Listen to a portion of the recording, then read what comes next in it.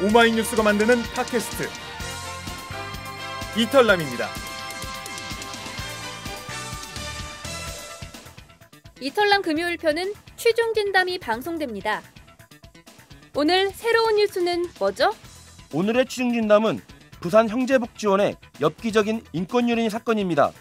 공식 사망자만 500여 명에 달해 삼천 교육대와 더불어 전두환 시절 인권유린 범죄의 쌍두마차로 불렸던 부산 형제복지원 사건. 극단적 구타, 감금, 성폭행 등 잔혹한 인권유린 실상을 피해자인 한종선 씨의 직접 증언을 통해 샅샅이 파헤쳐보겠습니다. 오마이뉴스 사회부 기자들의 리얼 토크쇼 취중 진담 지금 시작합니다.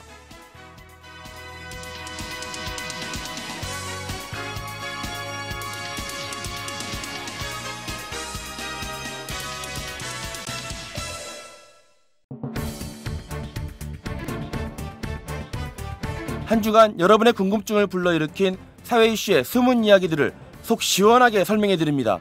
오마이뉴스 사회부 기자들의 리얼 토크쇼 취중 진담.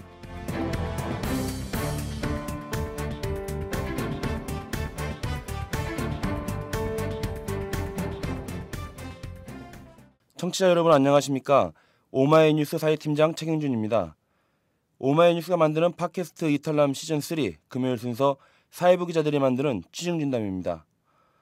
오늘은 특별히 9살 때 형제복지원에 수용돼 이 말로 표현할 수 없는 인권유린을 경험한 한종선 씨를 직접 스튜디오에 모시고 당시 상황에 대한 이 생생한 증언을 들어보겠습니다. 안녕하세요. 예, 안녕하세요. 자, 그리고 옆에는 형제복지원 인권유린 사건을 취재했고 한종선 씨를 직접 인터뷰한 유성애 기자도 나와 있습니다. 반갑습니다. 반갑습니다. 9살이던 1984년 10월에 형제복지원에 입소했습니다. 26년이 지난 2012년 5월에 시작한 이 국회 앞 진상규명 촉구 1인 시위를 계기로 이 형제복지원 사건 진상규명을 위한 대책위원회가 출범을 했고요. 최근 국회에서 특별법 발의까지 이끌어냈습니다. 당시 경험을 토대로 자전적 글과 그림을 그린 살아남은 아이라는 책도 쓰셨습니다. 예. 요즘은 좀 어떻게 지내십니까? 지금은 이제 형제복지원 피해자분들이 그 인터넷을 통해서 전화를 통해서 저한테 이제 이 사건에 대해서 진상규명이 꼭 됐으면 좋겠다는 이런 전화가 많이 와가지고 네.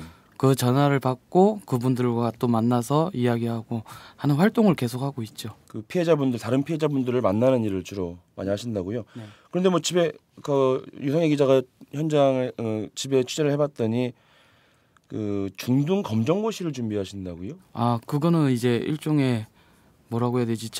제가 배워야지 힘이 있는 거고 하니까 네. 계속 누군가한테 손을 벌리면서 도와주십시오 하기에는 제가 나이도 있고 네. 그래도 이제 무엇인가를 우리가 사회로부터 재발 방지를 위해서라면 우리가 배워야 되니까 그래 이제 공부하고 있어요. 실례지만 연세가 39입니다. 39이시고요. 예. 가서 직접 봤는데 공부 열심히 하시던가요? 유성애 기자? 열심히 하시는데 근데 제가 세봤어요. 몇 개를 맞았고 몇 개를 틀렸는지. 근데 이제 20문제 중에 7문제를 맞으셨더라고요. 그리고 4번으로 찍었다는 얘기를 해주셨어요. 공부를 너무 어려우셨다고. 예. 쉽지 않은 일이죠. 예, 뭐냐면은 초등학교 과정은 제가 공부를 배웠었는데 이제 중학교 과정은 전혀 접해보지 않은 어떻게 보면은 형제복지원 안에 있었던 내용은 내가 잘 알지만 그렇죠. 사회 밖에 있는 내용은 내가 모르고 살잖아요. 그렇죠. 그러다 보니까 검정고시도 똑같은 거예요. 공부도 초등학교 과정은 내가 배워봤으니까 아는데 중학교 과정은 알 수가 없는 문제예요. 전부 다. 네.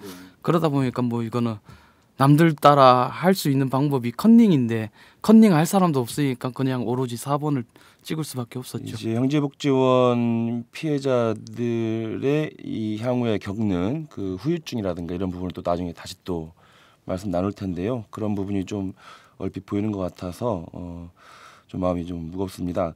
그 책을 보니까 그 복지원에 있던 어린 시절의 묘사가 굉장히 세세하게 되어 있었습니다. 뭐 성폭행, 구타, 감금 어떻습니까? 정말 이런 끔찍한 일들이 그 안에서 벌어진 겁니까? 기본이라고 봐야 돼요. 그 안에서는. 네. 그게 이제 기본이고 그게 이제 비일비재하다 보니까 그 어떻게 보면 그 안에 있을 때는 그게 구타인지 성폭행인지 강금인지 그런 용어 자체를 모를 때였고 네. 이렇게 이제 사회에 나와갖고 생활하다 보니까 그게 엄청난 구타고 고문이었고 그랬다는 걸 알 수 있는 것이죠. 예. 실제 그런 그 장면들을 목격하기도 하셨고 본인이 당하기도 했고 그 이제 목격은 하고 본인이 당하신 건 어떤 경우에 구타를 당하시는 거예요? 구타는 이유가 없어요. 일단 단체 생활이기 때문에 그 100여 명을 상대로 조작 넷이서 이제 그거를 하는 거니까 공포를 줘야 돼요. 그래서 다수를 상대로 했을 때는 한 명을 반쯤 죽여버려요. 그냥. 예. 그러면 그걸 지켜보는 다수의 사람들은 얼어붙을 수밖에 없죠. 네. 이 복지원에 수용됐던 분들을 보면 뭐 미성년자들도 있었고 또 나이 든 분도 있었고 여성들도 있었고 뭐 나이가 어리다고 해서 여성이라고 해서 봐주고 이런 건 전혀 없었던 거 아닙니까? 예, 그렇죠. 뭐 납치나 뭐 폭행 이런 것들을 통해서 끌고 왔고 또 끌고 와서 어떤 저항을 하게 되면 그것을 또 꺾기 위해서 다시 또 폭행을 하게 되고 그렇죠. 이 폭행과 이런 것들이 계속 반복되는 거 아닙니까? 네. 예. 악순환이죠. 예. 계속. 자 여기서 이제 잠깐 이제 말씀을 들어봤는데 혹시 이 형제복지원 사건에 대해서 잘 모르시는 분들이 계실 수도 있으니까 이게 어떤 사건인지 잠깐 유성희 기자하고 말씀 나눠보도록 하겠습니다. 간단하게 좀 설명을 해주시죠. 그 형제복지원은 최근에 워낙에 화제가 돼서 좀 많이들 아실 텐데요. 그 1975년에 박정희 정권 당시에 만들어졌고요. 이후에 이제 1987년에 폐쇄된 수용 시설입니다. 근데 당시 국가에서는 뭐 아시안 게임이다, 뭐 88 그 올림픽이라 해서 그 전후로 사회 정화 사업이라고 하는 이름으로 이걸 앞장서서 독려를 했는데요. 네. 말하자면 그러니까 소위 불황자들을 강제로 격리해서 이 사람들을 교화하겠다, 보호하겠다 이런 취지로 만들어졌던 걸로 이제 얘기를 하더라고요. 예. 근데 피해자들의 증언은 이거랑은 이제 그 실상은 너무나 다릅니다. 네네. 그러니까 친구네 놀러 갔다 오는 길에 뭐 잡혀가고 술 취했다고 잡혀가고 심지어는 아이들이 이제 옷이 더럽다는 이유로 그 복지원에 끌려가기도 했다고 하더라고요. 네, 그렇게 들어간 이제 형제복지원에서 뭐 구타와 성폭행, 강제노역 이런 게 일상적으로 벌어졌다는 그런 인터뷰를 했습니다. 이게 이제 1987년 3월에 그 형제복지원에서 직원들의 구타로 원생 1명이 숨지고 그리고 35명이 집단 탈출하면서 이게 이제 세상에 실체가 알려지기 시작했던 거잖아요. 네. 예. 그 아까 말한 대로 멀쩡한 사람들까지도 잡아들여서 무차별적으로 불법적으로 감금하고 노역시키고 뭐 그런 갖가지 인권 유린이 벌어졌는데요. 좀 전에 유성희 기자가 말한 대로 이 복지원은 사실 불황자를 교화시키는 복지시설이다라는 것으로 이제 처음에 시작이 된 건데 어떻습니까? 한종선 씨는 뭐 어떤 이유로 좀 끌려왔던 거예요? 9살에. 저 같은 경우에는 이제 한부모 가정이에요. 아버지가 있고 그다음 이제 자녀가 있는 건데 네. 그 당시에 이제 복지시설이라는 데가 있으니까 공무원들이나 경찰들이 위탁 종용을 많이 했던 것 같아요. 네. 찾아가가지고 부모님들한테 혼자서 애 키우기 어려우면 복지시설에 맡겨라 뭐 이런 식으로 네. 했던 것 같아요. 그래갖고 보면은 제 거 입소 자료에서 보면은 아버지가 위탁을 한 건 맞지만 거기에 아버지 이름이 없어요. 일반 통장 이름이 들어가 있는 거죠. 그리고 파출소에서 인수인계했다라고 돼 있죠. 네. 그러니까 완전 서류조차도 이미 위조를 해버린 거죠. 예. 그러면 한종선 씨 말고 다른 뭐 그 아이들도 많이 있었을 거 아닙니까? 그렇죠. 그런 다른 아이들은 어떤 이유에서? 다른 친구들 같은 경우에는 이제 아동소대 같은 경우에는 연령대로 분류를 해요. 아 소대로 이렇게 나눠집니까? 그렇죠. 아, 제일 어린 소대 같은 군대처럼. 경우, 예, 네. 어린 소대는 뭐 10살 미만까지 있고 예. 어디 이상은 10살 이상 그리고 또 더 28소대 같은 경우에는 한 19, 20, 21까지 있을 수도 있고 막 네. 이렇게 분류를 하거든요. 그러면 이제 우리 소대에 있었던 애들이 대략 80명에서 120명까지 생활을 했으니까 그러면 이제 주위에 친구들 있지 않습니까? 너는 어떻게 들어왔냐 이렇게 물어보면은 그 집 나왔다가 돌아다니다가 배회다가. 잡혀 들어오고 네. 그리고 또 어떤 친구는 학교 갔다 오는 길에 잡혀오는 길도 있고 학교 갔다 오다가 예. 그냥 아무 이유 없이. 저녁에 이제 동네에서 아. 놀다가 늦게 들어갈 수도 있잖아요. 예. 그런 경우에 이제 잡혀가는 경우도 있고. 네. 지금 이게 수용 시설의 그 규모가 3,500명 정도라고 알고 있는데요.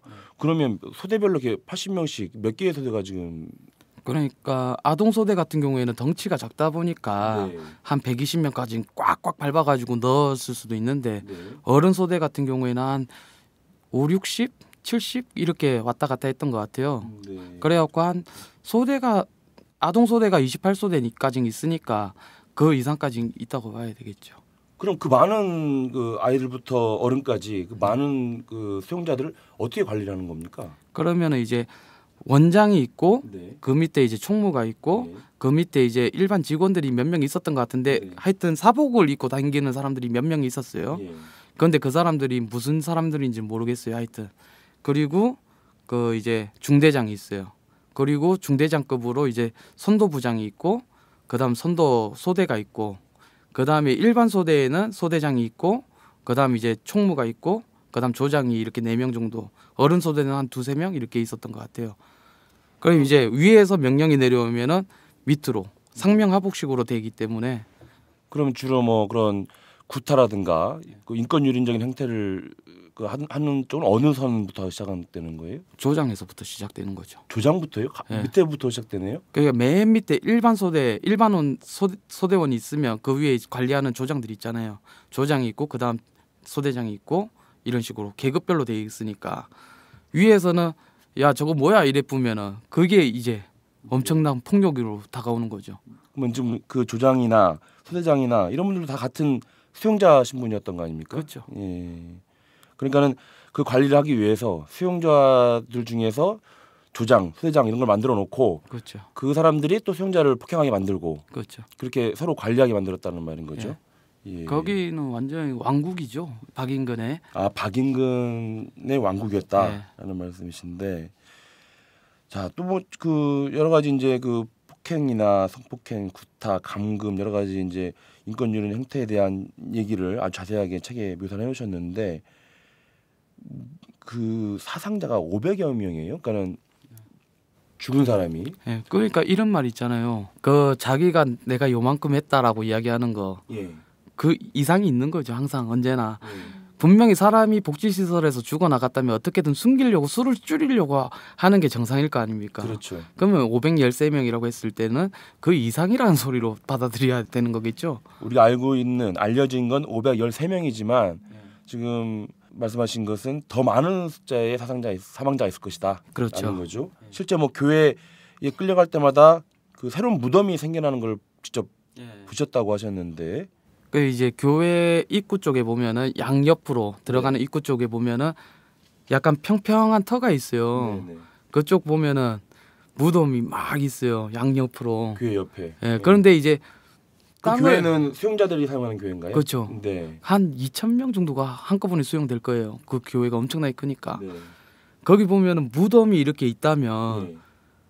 풀이 막 자라 있을 거 아닙니까? 오래된 무덤이라면. 그렇죠. 그런데 새로 생긴 무덤이라면 흙만 덮여 있고 풀은 그렇죠. 없잖아요. 사람이 안 묻혔다면 그거 만들 이유는 없을 거 아니에요. 예. 그런 게 있죠. 무덤이 조성된 지 얼마 안 된 예, 무덤들이 그런 게 계속 갈 때마다 예. 매 주마다 늘어나더라는 거 아닙니까? 그렇죠. 예. 매주 늘어났다기보다는 띄엄띄엄 이렇게 내가 보는 게 왜냐하면은 그 무덤 하나에 내가 봤을 때 한 명만 넣었지는 않았을 것 같아요. 실제 나중에 그 유해 발굴이 추가로 막 되고 이랬지 않습니까? 그래서 원래 발표됐던 것보다 더 늘어나게 38명이 나중에 또 추가로 나오기도 하고. 요 최근에 기사로 또 나왔죠. 그렇죠. 그럼 지금 신원을 확인할 수 없는 유해들도 굉장히 많은 거고요. 지금. 그렇죠. 그런데 이 시체들이 무덤에만 묻히는 것이 아니라 병원에 대학병원에 해부용으로 팔려나갔다. 이거 무슨 말입니까? 그거 같은 경우에는 이제 이런 것 같아요. 그 당시에 이제 제가 목격한 거는 우리 소대에서도 한 3명 정도가 이렇게 실려 나간 거는 있어요. 네. 그런데 내가 봤을 땐 저건 저 정도면 죽었다라고 보이는 게 있어요. 구타로 인해서 예. 이제 거의 운신이 불가능할 정도로 그렇죠. 된 예. 승자가 있었는데 예, 사람이 골이 터져 갖고 눈동자 다 풀린 상태에서 아무것도 못 하고 숨이 꺽꺽하면서 가 있는데 네. 사람을 물 뿌리고 깨우고 뺨때기 때리고 했는데도 못 일어나고 네. 죽 쳐져 있어요. 예. 그런 사람을 이제 들쳐매고 가요. 그러면 병원 1위라고 체크를 해요. 현황판에. 현황판에. 예, 그러니까 제가 1번이라 가지고 기억을 하는 게 네. 소대 내에서 사열 정도로 이렇게 쓰거든요. 아동 소대는. 네. 그러면 바로 앞에 정면에 입구 쪽에 보면 현황판이라고 있어요. 네. 총 인원수. 그러면 병원 1이라고 체크를 해요. 네. 귀 가면 귀가 1 이렇게 되는데 네. 병원 1로 해놓고 며칠이 지나도 안 들어와요. 안 들어와요. 그런데 어느 순간 병원 1이 지워져요. 예. 그리고 총 인원수도 1이 지워져요. 네. 이게 웃긴 게 뭐냐면은 사람이 팔이 부러지거나 다리가 부러지거나 하여튼 몸에 장애가 생겨가지고 실려 나가잖아요. 예. 그럼 병원 1로 됐다가 치료받고 어떻게든 들어옵니다. 다시. 그러면은 그 상태에서 다른 소대로 배방될 때까지는 1 적혀 있어요. 예. 그리고 나서 1이 지워지거나 이렇게 해야 되는데 그 사람은 죽은 상태로 나갔기 때문에 안 돌아오는 거죠. 영원히. 그래 이제 시체가 병원으로 팔려 나갔다는 이야기는 우리는 보지를 못하잖아요. 병원으로 나갔는지 안 나갔는지. 네. 그런데 이제 소대장이나 중대장들이 대놓고 이야기하죠. 니들도 말 안 들으면 저렇게 죽어서 나간다. 네. 병원에 팔려 나간다. 뭐 이런 식으로 이야기해 보니까 우리는 그걸 들을 수밖에 없는 거죠. 그 사람들 증언에 따르면 그렇죠. 수용자이긴 한데 수용자 다른 수용자들을 관리하고 있던 그 사람들이 증언을 그렇게 하더라는 거죠. 그렇죠. 그러면 그 우리 같은 경우에는 그 이야기를 들으면 죽고 싶은 생각이 없죠. 그리고 실제로 그 복지원이 폐쇄되고 나서 근처에 있던 대학들이 그 실습용 네. 시체를 구하지 못해서 좀 어려움을 겪었다 이런 기사도 나왔다고 하던데. 아마도 그러겠죠. 그 당시에 이제 그렇게 사람이 죽어서 나오면은 그 어떻게 보면 그 당시에 300에서 500만 원이면은 한 사람당, 그러니까 한 구당. 시체 한 구당. 예, 그렇게 이제 이야기가 되어 있잖아요. 보면은 그런 말이 그냥 거저 나왔을 리는 없을 것 같아요. 왜냐하면은 시체 기부를 받아가지고 분명히 해부를 했을 건데. 그 엄청난 그 잔혹한 그런 인권유린 실태가 벌어졌고 그래서 지금 우리가 알고 있는 513명보다 더 많은 숫자의 사망자가 생겼고 그들 중에 또 일부는 이 병원에 의과대학의 해부 실습용으로 300에서 500만 원에 팔려나갔다라는 증언도 있고 지금 그 말씀해 주신 걸 들으면 정말 상상이 좀 안 되는 상황인데요. 그렇죠? 실제 그냥 그런 것들을 지금 직접 목격했다는 거 아닙니까, 선생님께서? 예. 겪으면서 살아왔으니까 저야 이렇게 이야기할 수 있지만 일반 국민들이나 제3자들이 들었을 경우에는 이건 설마 우리나라에서 일어났겠나. 하지만 진짜 북한에서 일어났을 법한 일들이 우리나라에서 일어난 거예요. 결과적으로 독일에서 일어났을 법한 일들이. 그런데 그거에 대해서 아무도 진실에 대해서 접근해 오려고 하지 않았던 그 문제점이 있었던 거죠. 예, 그렇습니다. 말씀 지금 그 복지원에서 있었던 그런 그 직접 목격한 그 상황들을 지금 말씀해주고 계십니다. 자, 오늘은 특별히 9살 때 형제복지원에 수용돼서 잔혹한 인권유린을 당했던 한종선 씨와 함께 당시 상황에 대한 이 생생한 이야기를 들어보고 있습니다. 여러분께서는 지금 이탈남 시즌3 금요일 순서 사회부 기자들이 만드는 취중진담과 함께하고 계십니다. 자, 충격적인 그 당시 상황들을 얘기해주고 계십니다. 근데 피해자들이 모두 공통적으로 얘기하는 게 그날 그 자리에 가지 않았더라면이라고 합니다. 그러니까는 물론 이제 아까 우리 한 선생님께서는 이제 아버지 때문에 가셨는데 그럼 아까 그 얘기인가 보죠. 이 얘기는 뭐냐면 정말 우연히 아무런 끌려갈 이유가 없는데 끌려간 사람들 때문에 이런 얘기가 나오고 있는 거죠. 그러면 네, 맞습니다. 예. 작은 누나와 아버지가 형제복지원에 갔다가 결국 정신병원에 갔다. 이런 얘기도 있어요. 혹시 안 하시는 얘기인가요? 그 이제 형제복지원에 처음에 작은 누나와 이제 먼저 들어가게 됐잖아요. 예. 아버지가 위탁 종용에 의해서 맡기면서.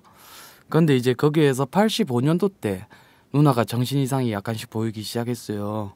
그게 이제 뭐냐면은 누나가 아버지가 혼자서 자녀를 키울 때 작은 누나가 이제 엄마 역할을 해왔던 모성이 강했던 누나거든요.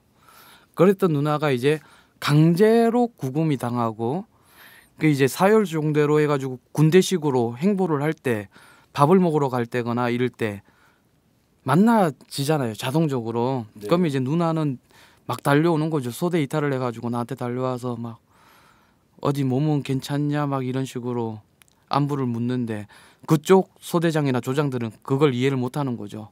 소대 이탈을 했다고 일단 내 보는 앞에서 두들겨 패고, 그리고 또 우리 소대장하고 조장은 또 그런 나를 또 두들겨 패고, 그럼 누나는 때리지 말라고 하면서 또 나감싸가다가 또 두들겨 맞고, 이런 게 1년 내내 반복이 됐어요. 84년부터 85년 사이까지. 그러다 보니까 이제 관리가 안 되니까 고문, 기압, 성폭행 이런 게 좀 심했었죠. 작은 누나가. 그러면서 이제 누나가 이상이 좀 안 좋아지기 시작했어요. 그런 상태에서 이제 또 이상한 정신과 약 같은 걸 또 막 먹여요. 아, 그 수용 시설에서. 예, 그 먹다 보니까 이제 멍해지는 거죠, 사람이. 그러면서도 그 멍한 상태에서도 계속 나를 찾아왔던 거죠. 그러다가 85년도 때 작은 누나를 어른 소대에다가 맡겨버려요. 관리가 안 된다는 이유로. 당시 그 한종선 씨 누나가 몇 살이셨나요? 그때 12살에 들어갔었으니까 13살 때 이제 그렇게 된 거죠. 같이 들어가신 거죠 그때? 예. 그 이제 작은 누나가 어른 소대에서도 계속 그렇게 관리가 안 되니까 결국 정신병동으로 이제 집어넣은 거죠. 그 정신병동에서는 어디 갈 수도 없고 계속 묶여서 생활해야 되는 그런 삶이었죠. 그럼 나중에 아버지께서도 형제복전에 아버지는 이제 집에서 TV를 보는 도중에 잡혀왔다고 하시더라고요. 추후에. 아 TV를 보다가 예, 추후에 이제 찾아가지고 아버지한테 하도 원망이 많아가지고 물어봤어요. 아버지는 도대체 왜 들어왔는지 난 그게 이해가 안 된다. 그러니까 아버지가 하시는 말씀이 집에서 TV 보고 있는데 경찰들이 나오라고 그래갖고 나갔더만 형제복전 차에 태워갖고 데리고 왔다더란 거예요. 그래 난 그때까지만 해도 몰랐어요. 형제복전에 있을 때. 그런데 이제 형제복전에 있을 때 마구잡이로 들어왔던 사람들이 많았잖아요. 그렇죠. 그때 사회에서 아버지와 친구였던 사람이 한 분이 계신데 그분이 저한테 와가지고 네가 그 영태 아들이냐 이런 거예요. 예. 그게 맞다고. 난 순간 우리 아버지 이름이 나오니까 우리 찾으러 왔는 줄 알았어요. 예. 그래 물어봤더니 잡혀왔다는 거예요. 또. 그 아버지가 나중에 추후에 형제복전에 수용된 것이 궁금한 것보다 앞서서 궁금했던 것은 아마 그거지 않을까 싶은데요. 왜 본인을 형제복전에 넣는지에 대한 원망 그렇죠. 이런 게 더 원망이죠. 커졌을 것 같습니다. 어떻습니까? 그 당시에는 진짜 아버지를 죽일 생각밖에 없었어요. 진짜로 아버지 찾으면. 왜냐하면은 작은 누나가 그렇게 정신 이상자가 됐고 자기가 책임도 지지 못할 것을 자식들을 거기에다 맡겨갖고 자기도 들어왔던 그거에 대한 원망이 제가 엄청나게 컸었거든요. 그런데 이제 20몇 년 후에 아버지를 찾았죠. 누나랑 그 주소지대로 찾아가 보니까 정신병원인 거예요. 그러니까 이제 의혹이 생길 수밖에 없는 거죠. 그때부터. 그래갖고 병원에 들어갔고 면회를 신청해갖고 아버지를 만나는데 웬 할아버지가 들어오는 거예요. 옛날에 생각했던 귀골이 장대했던 우리 아버지가 안 나오고 25년 아버지가 아니고 예, 이빨도 한 개밖에 없고 삐쩍 말라갖고 들어오시는 거예요.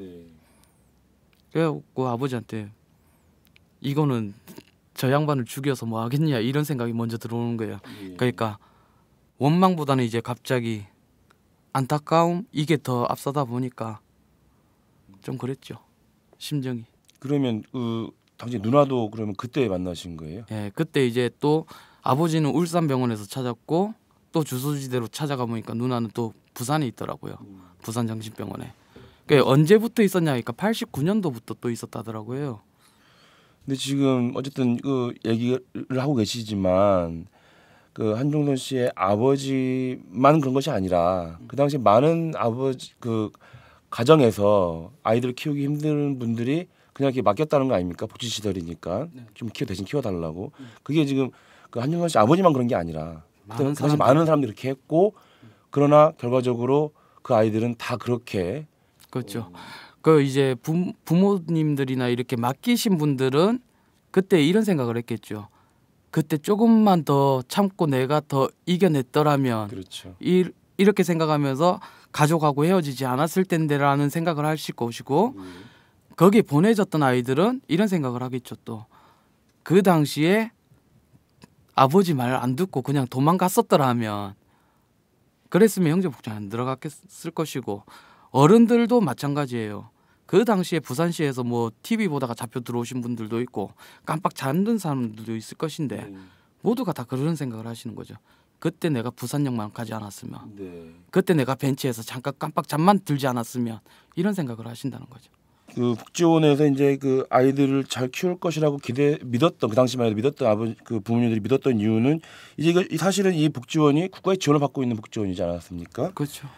자료 찾아보니까는 이 형제복지원이 그 당시에 내무부, 그러니까 안행부의 전신이죠. 내무부 훈령 415에 의해서 만들어진 건데, 그러니까 이제 유상희 기자도 얘기했지만은 이 전두환 정권이 88 올림픽 성공을 위해서 사회정화 명목으로 만든 그 시설이고 취객이나 또 기르는 아이들을 또 보호해주는 그런 또 업무도 했었고 그러다 보니까 이 부산시 위탁 법인이기 때문에 예산의 80%를 국고로 지원받았다는 겁니다. 80%라고 해서 잘 모르시겠지만 약 20억 원 가량을 그 당시 지원받은 것으로 저희들이 취재를 해보니까는 예 그렇게 얘기 나오는데요. 그래서 그러니까 부모님들은 그래서 내가 좀 힘드니까 좀 돌봐달라 얘기도 했을 것 같습니다. 예. 근데 그게 그러니까 밖에서 그냥 끌려간 사람들 있잖아요. 근데 그 사람들의 가족들이 있을 거 아니에요. 근데 이 사람들을 찾지 않았을까요? 왜 아무도 모르고 그 안에서 어떤 일이 벌어지는지를 나중에 알게 된 건지. 자기 가족을 잃어버렸다고 딱 할 때 그 심정은 엄청나겠죠. 그러나 어디서 사라졌는지는 모른다는 거죠. 그러면 일단 기다려 보겠죠. 가족들은 하루 이틀 기다리다가 또 안 오면은 걱정되기 시작하면서 이제 그 당시에는 인터넷이 없던 시절이니까 전단지 같은 거를 제작해갖고 혼자서 전봇대 붙이고 설마 시설 그런 곳에 갇혔겠나 이런 생각을 아무도 못할 때였다고 저는 생각을 해요. 그리고 그게 복지원이 뭐 이렇게 보이는 곳에 있었던 게 아닌가 봐요. 눈에 보이는 곳이죠. 그러니까 사람들이 더 신경을 못 쓰는 거죠. 설마 눈에 보이는 곳에 저런 곳에 잡혀갔겠나 이런 생각을 하는 거죠. 거기를 탈출하거나 이런 생각 못했나요? 그 안에서는 탈출하면 죽어요. 진짜로. 탈출한 사람은 있었어요? 탈출해갖고 성공한 사람들은 있죠. 근데 있지만 실패한 사람들은 거의 죽으니까 그게 문제죠. 죽거나 살거나 둘 중에 하나를 선택해야 되는데 그거를 함부로 자기 목숨을 내던져갖고 실행에 옮길 사람은 거의 없다고 봐요. 자기 눈앞에서 죽어가는 사람들을 봤다면. 자 그러면 이런 이제 그 수용소 안에서의 인권유린 실태에 대해서 말씀을 들어봤는데요.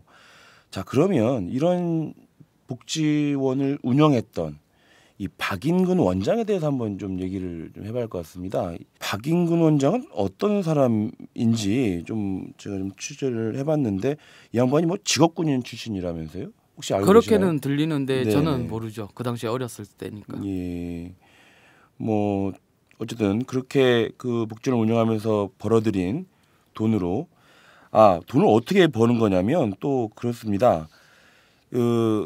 지원금이 아까 제가 20억 원 정도 된다고 했는데 이게 어떻게 책정이 되냐면 수용 인원에 따라서 책정이 된다고 그래요. 그래서 최대한 많은 수용자를 들여올수록 더 많은 지원을 받게 되는 거죠. 그러니까는 그렇게 악착같이 뭐 구타, 폭행, 납치까지 해가지고 거의 뭐 인신매매 비슷한 상황이 벌어진 거죠. 그렇게 수용자들을 데리고 와서 올 때마다 이 박인근 원장의 통장에는 돈이 쌓이고 있었던 것이죠. 그러니까 그게 가능했던 이유가 국가 사업으로 사회정화 사업으로 이제 시작됐었던 내무부 훈령 410호에 기초해서 그렇게 그렇죠. 했던 거죠. 예. 그러니까 마구잡이로 막 잡아가도 일반 국민들은 그거에 대해서 당연하다고 받아들일 수밖에 없는 거예요.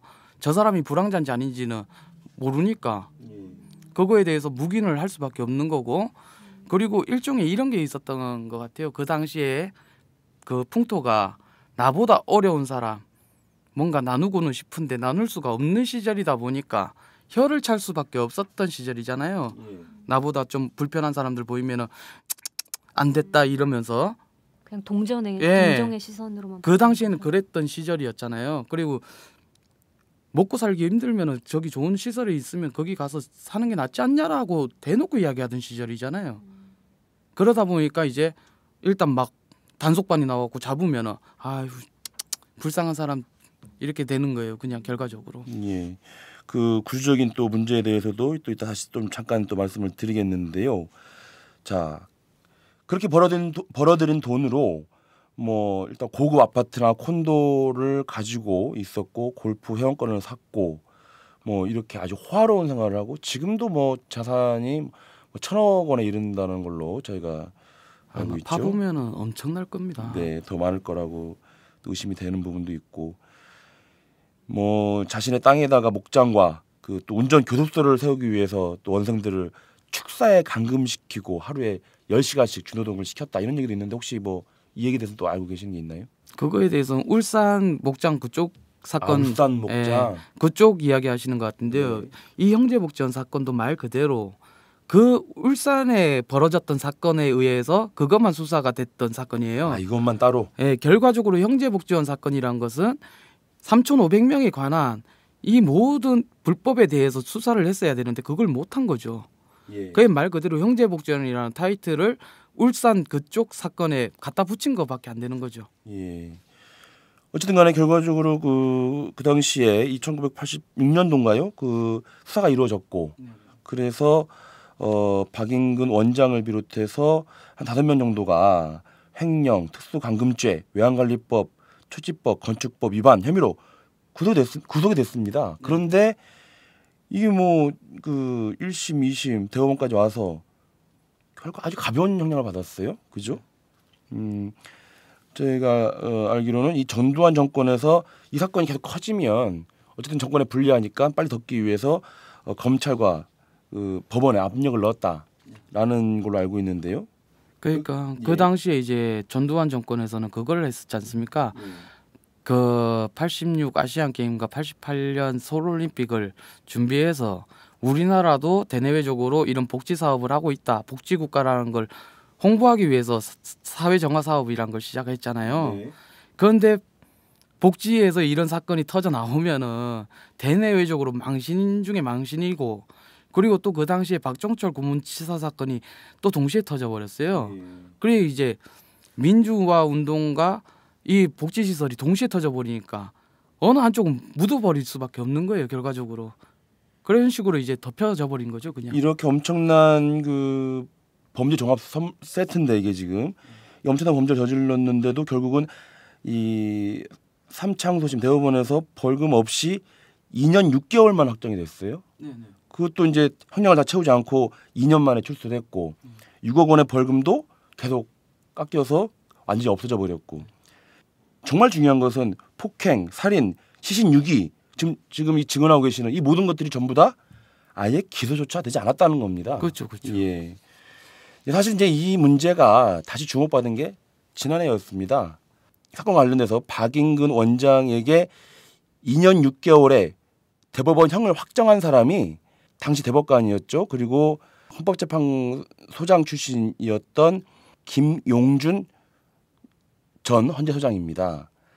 그 박근혜 대통령 당선인이 지난해 초에 이 김용준 전 헌재소장을 이 대통령직 인수위원장을 거쳐서 초대 총리 후보자로 지명하면서 바로 이 사건이 다시 부각이 된 거잖아요. 그죠? 그때 당시에 김용준 대법관이 뭐라고 했었냐면 특수감금죄가 성립되지 않는다 라면서 이분에 전부 무죄를 선고했단 말이에요. 어떻게 보십니까? 작년에 그 보셨을 거 아니에요. 인사청문회 이런 걸 다 보셨을 거 아닙니까? 그 당시에 청문회가 이제 이루어졌었더라면, 그렇죠. 청문회를 끝내 못 됐죠. 예, 인사청문회가 이루어졌더라면 예. 제가 딱 한마디만 묻고 싶었었어요. 네. 김영준 총리한테. 그 당시에 대법관 시절 때 특수감금에 대해서 무죄를 한 거에 대해서 지금도 합당하게 판결한 건지 묻고 싶은 거였어요. 예. 그런데 결국 질문도 못하고 답변도 못 듣고 끝나버렸죠. 그렇죠. 그런데 만약에 그게 옳다고 생각하는 그 김현준 대법관이 그렇게 생각한다면 제가 똑같이 한번 해보고 싶어요. 길에서 내가 김현준 총리를 목발 뺏어버리고 내가 이렇게 끌고 간다 쳤을 때 네. 그러면 특수감금이 거기에서부터 시작돼야 되는 거 아닌가 묻고 싶어요. 네. 궁금하군요. 김용준 전 헌재소장이 뭐라고 답변할지. 그러니까요. 예. 뭐 답변을 할 수는 있겠습니까? 그리고 그 전에 1인 시위를 하셨었잖아요. 국회 네. 앞에서. 그때는 어떤 생각으로 그 자리에 나가게 되셨던 거예요? 그 당시의 생각은 이거죠. 그 세상에 그 아무리 억울한 일을 당하면 대부분 선택은 딱 2가지밖에 없어요. 침묵하거나 아니면 사이코 범죄를 저지르거나 이 둘 중에 하나인데 저 역시도 마찬가지였어요. 아버지와 누나를 찾으면서 미쳐버리기 직전이었으니까. 아버지와 누나가 다 정신병원에 예. 입원해 있을. 예, 그래갖고 이제 이걸 알리려면은 어떤 방법이 있을까 했는데 그 당시에 묻지마 범죄가 엄청나게 일어나던 시대였잖아요. 그때가 하필이면 그때 나도 그렇게 할까라고 생각을 했죠. 그런 생각까지. 예, 그런데 내가 생각을 해봤어요. 사람들은 그런 묻지마 범죄를 저지르게 되면 이런 말을 하죠. 아무리 억울한 일이 있더라도 법대로 해야지 왜 그렇게 저지르냐 이런 말을 하시잖아요. 그래 저는 이런 생각을 했죠. 그래 범죄를 저지르기 전에 내가 아무리 억울한 일이 있다 하더라도 세상에 한번 알려보자. 1년만 딱 참고 해보자. 24시간 국회 앞에서 노숙을 하면서 한번 해보자 해가지고 했죠. 예. 그래서 그 결과 이제 정규창 교수님을 만났죠. 네, 교수님 좋은 분들도 만나시고 도움도 받으시고 그래서 대책위도 꾸려지고 국회의원들이 특별법 제정 발의도 하고 이게 진선미 의원이 발의했었죠. 예. 자 그리고 또 국민들도 아고라 청원을 시작해서 지금 4천 명 정도가 진행이 되고 있다고요. 예. 그 특별법을 받아 보셨을 것인데 어떤가요? 그 좀 내용 보셨을 때 어떠셨어요? 그 성과가 좀 나온 건데 지금 일차적으로 어쨌든 간에 네. 좀 미흡한 점은 없었나요? 일단 아마도 그 입법에 대해서 진상 규명을 위한 저는 항상 누차 이야기하지만은 제일 첫 번째는 진상 규명에 초점을 맞춰주기를 바라고 있어요. 예. 뭐든지 뭐 우리가 맞았다고만 이야기하면은 그냥 우리가 떠드는 것밖에 안 되는 거잖아요. 그럼 왜 우리가 떠드는지에 대해서 이야기를 좀 해줬으면 좋겠다는 거죠. 그 진상 규명을 제일 첫 번째고 그리고 이제 그 입법에 대해서는 솔직히 우리가 배운 게 없다 보니까 문외한은 문외한이죠. 그렇지만은 그분들이 그 뽑아내는 회의나 이런 거를 내가 매번 참석을 해가지고 다 같이 하고 있거든요. 아 그러세요? 예. 예. 진상규명위원회 그 대책위와 피해 생존자 모임 대표로 해가지고 같이 회의에 참석하고 같이 의견을 나눠가면서 하고 있는 상태고 그렇게 하고 있습니다. 지금 아까 요즘 하시는 일이 이 다른 전국에 있는 피해자들로부터 이 접수를 받고 대화도 하시고 얘기를 하시는 걸로 알고 있습니다. 이 복지원에 수용됐다가 나온 분들의 이 후유증이라고 하면 또 복지원에 있을 때만큼의 큰 지금 상처가 되고 있을 것 같은데요. 어떤가 얘기 나눠보시니까. 기본적으로 일단 대화가 잘 안 통할 때가 많아요. 왜냐하면 이제 욱 하는 게 너무 심해가지고 사람이 그냥 농담삼아 하는 이야기조차도 그게 터져 나오는 거죠. 당시에 받은 충격 때문에, 예. 정신적 충격 때문에. 그러다 보니까 이제 어떻게 보면 우울증 같은 게 다 거의 너무 심한 거예요. 잠깐 웃다가도 갑자기 급변하고. 얘기하는 분들이요, 피해자분들이. 그렇죠. 그리고 이제 기본적인 트라우마 같은 경우에는 잘 드러내지를 않으려고 하는데 일단 겉으로 남들이 봐도 눈에 보이는 게 있는데 자기는 아니라고만 그래요. 일단. 그리고 이제 저 같은 경우에는 그냥 불 끄고 잠 못 잔다는 거 이런 식으로만 이야기하고 있지만 불 끄고 진짜 잠을 못 자요. 그리고 한여름에도 찬물로 샤워를 못 하고 있고. 그 당시에 너무 예, 그 당시에 이제 10살 때 27소대에서 한겨울에 그 피복을 빨려고 이제 자루에 담아 두거든요. 그 위에서 놀다가 조장한테 걸려버렸어요. 그래갖고 손발 묶인 채로 이제 세면장에서 팬티까지 다 벗긴 채로 한겨울에 깡깡 얼은 물을 계속 뒤집어 썼죠. 그러니까 이제 물이 너무 아픈 거예요. 이게 차갑다기보다는 몸이 찢어질 정도로 아프니까 그게 몸에 남다 보니까 지금 어른이 돼서도 차가운 물, 찬물로 한여름에 씻지를 못해요. 예. 악몽 같은 것도 악몽은 엄청나죠. 왜냐하면 이제 자다가 벌떡벌떡하고 그게 이제 저 같은 경우에는 이름을 확 불러요. 그러니까 이렇게 있다가 종선아 이렇게 불러요. 누가 한종선 이렇게 네. 부른다고요? 그러니까 제가 1번이다 보니까 번호 이런 걸 해야 되잖아요. 네. 복지원에 있을 때 그랬던 거예요? 그렇죠. 번호를 제대로 이제 못하면 두들겨 맞으니까. 네. 그러면 이제 조장들이 부르던 그 내 이름 같은 거 있잖아요. 야 한종선 이런 거. 그게 자다가 갑자기 생생하게 들리는 거예요. 그럼 누가 내 이름 불렀지 하고 벌떡 일어나 보면 아무도 없고 그 좁은 방에서. 피해자들의 후유증이 심각하고 그 피해자들과 이제 대화를 좀 나누고 계시는데 그 아까 말씀드린 이 특별법이 부정하고 있는 것은 무엇이냐면 진상규명위원회 설치와 피해자 보상입니다. 그런데 이 실질적인 진상규명 그리고 실질적인 보상이 이루어지려면 이제 좀 뭐 앞으로 갈 길이 많은데 무엇보다도 중요한 것이 바로 이 피해자들 증언을 확보하는 거 아니겠습니까? 뭐 저희들이 알려진 바로는 당시 피해자로는 18,500여 명 정도 된다고 알고 있는데 그중에 이 피해자로 지금 접수된 분이 몇 명 정도 되는 겁니까 지금? 지금 1차, 2차적으로 그 증언록을 작성하신 분들이 한 40명 정도 되는 것 같아요. 40명이요? 예. 그런데 이제 그 후로는 지금 갑자기 피해자들이 확 몰리는 바람에 그 아직 손은 못 대고 있는데 요번에 다시 시작하기로 했거든요. 그래도 100명을 지금 넘길 수 있나요? 지금 넘었어요. 아 100명 넘었습니까? 어쨌든 이 피해자들이 좀 많이 증언을 해줘야 실질적인 보상이 이루어지지 않을까 생각이 드는데요. 피해자분들 중에 여성분들도 많이 이렇게 제보를 해 오시나요? 여성분들은 제가 봤을 때 제 짐작인데 모든 게 다 진상규명이 밝혀진다고 국가에서 하겠다라고 해야지만 나타나실 것 같아요.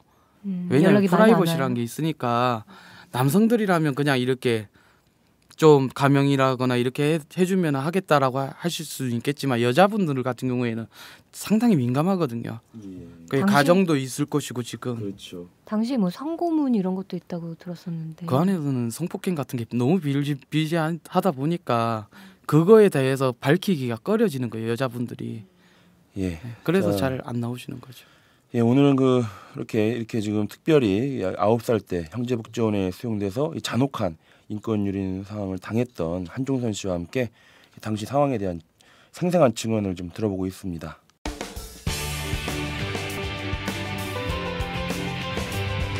우리가 몰랐던 뉴스의 속사정을 여러분에게 들려드립니다. 오마이뉴스 사회부 기자들의 리얼 토크쇼 취중진담. 예, 여러분께서는 지금 이털남 시즌 3 금요일 순서 사회부 기자들이 만드는 취중진담과 함께하고 계십니다. 자, 박인근 원장의 그 문제와 이런 것들을 좀 짚어보고 있는데 현재 이 형제복지원 후신에 대한 이 검찰 수사 진행됐었던 걸로 알고 있는데 뭐 결과가 나왔다고요 어제? 네, 부산지검에서 어제 구형을 한 건데요. 형제복지원의 후신인 사회복지법인 형제복지지원재단 그 이사장 박모 씨, 그러니까 박인근 원장의 아들에 대해서 18억 원 횡령 혐의에 대해서 징역 2년을 구형했다는 그런 얘기가 있었습니다. 그리고 부산시에서는 뭐 재단의 허가를 취소한다 뭐 이런 얘기도 있던 것 같은데요? 예, 그 사회복지법인의 법인 설립 허가 자체를 아예 취소하는 거를 검토 중이라고 그렇게 들었습니다. 네, 뭔가 좀 법적으로 또는 행정적으로 조치들이 취해지는 것 같습니다. 근데 어떻습니까? 지금 이게 뭐 제가 보기에도 의미가 없는 미비한 조치가 좀 취해지고 있는 것 같은데 어떻습니까? 제가 봤을 때는요. 1987년 형제복지원 사건이 터졌을 때랑 똑같아요 지금. 아 그래요? 예, 왜냐하면은 지금 현재 그 형제복지지원재단의 법인에 빈만 잔뜩 쌓인 빈 껍데기만 남아 있는 상태죠. 네. 그런 상태에서 불구속 수사를 하는 것도 아니고 그리고 수사를 제대로 한 것도 아니에요. 제가 봤을 때 이런 상태에서 법인을 해체를 시켜주게 되면 그 법인을 매입한 부산시가 그 부채를 다 껴안아야 될 것이고 그러면 해외로 돈을 다 빼돌린 이 박인근 부자들은 해외로 돈 다 빼돌려놨기 때문에 족쇄에서 풀려서 떠나면 그만이에요. 네.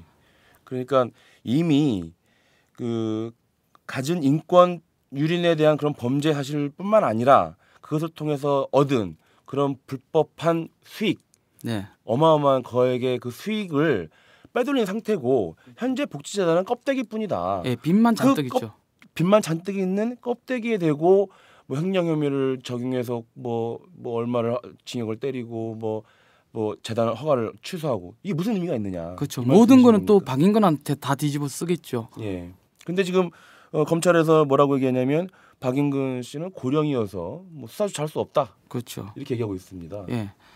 거의 이거에 대해서는 법인을 해체하기보다 네. 그 법인에서 운영하고 있는 실로암의 중증장애인에 있는 그 장애인분들을 네. 전소 다른 쪽으로 이동을 시켜 주시고 예.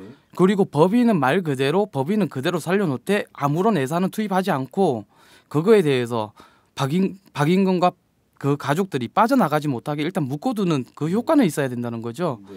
그리고 일단 수사가 제대로 되고 난 후에 법인을 취소를 해야 된다는 거고 그리고 이 상태에서 법인을 해체가 되게 되면은 부산시가 다 껴안아야 되면은 그 예산을 부산시의 시민들의 또 주머니를 터는 거예요. 결과적으로. 그러니까 이건 수사를 제대로 마무리하고 법인을 해체하는 게 맞다고 저는 생각을 하고 있습니다. 알겠습니다. 오늘 뭐 어려운 자리에 나와 주셔서 많은 이야기들, 많은 증언들을 해주셨습니다. 그 더 얘기를 듣고 싶지만 정해진 시간이 있어서 더 말씀 못 드릴 것 같은데요. 청취자들에게 또는 박인근 원장한테 하고 싶은 말이 있을 것 같은데 좀 해주시죠. 박인근 원장한테 뭐 할 말은 뭐가 있겠습니까? 그냥 사람이 생긴 대로 산다고 하지만 너무 좀 이거는 불공평한 세상이고 복지라는 호울 아래 그 복지라는 말이 너무 아름답다 보니까 그 안에서 그 복지 안에서 무슨 악행이 벌어져도 다 눈 감아지는 이 세상에 대해서는 좀 반성할 필요는 있다고 저는 생각하고 다시는 우리 같은 피해자가 다시는 나타나지 말아야 되겠죠. 사람이 그 인권이란 게 있는 사람은 인권이 있고 없는 사람은 인권이 존재치 않다면 대한민국은 굴러갈 필요가 없다고 저는 생각하죠. 저는 그렇게 생각합니다. 예. 사실 이것을 박인근 한 개인의 부도덕한 문제로 한정지어서는 안 된다고 봅니다. 그렇죠. 지금 그 당시의 상황을 보면 이 복지원의 이 박인근 원장뿐만 아니라 부산시의 공직사회가 모두 공조한 거 아닙니까? 예를 들어서 뭐 감독관 중에 대장격이라고 하는 뭐 왕소대장 이런 사람들의 증언을 들어보면 부산시 사회복지과 그리고 경찰 이들 모두의 합작품이라고 할 수가 있습니다. 뭐 암묵적으로 돈을 주고받으면서 폭력, 비리 이런 거 방조했고 납치도 적극적으로 밀어줬고 또 원생들 증언 들어보면 아까 말씀드렸지만은 나 우리 집 원래 있다라고 해도 막무가내로 경찰차에 끌고 다 태워놓고 복절에 데려다 줬다는 거 아닙니까 경찰들이. 나중에 부산시장에 대한 수사가 진행되니까는 또 청탁 전화가 또 오기도 하고 보사부 장관은 또 원장을 석방시키라고 당시에 건의도 했다고 하고 이건 뭐 이 부산시 전체의 공직사회가 이런 말 해도 되는지 모르겠지만 개판이었던 것 같은데요.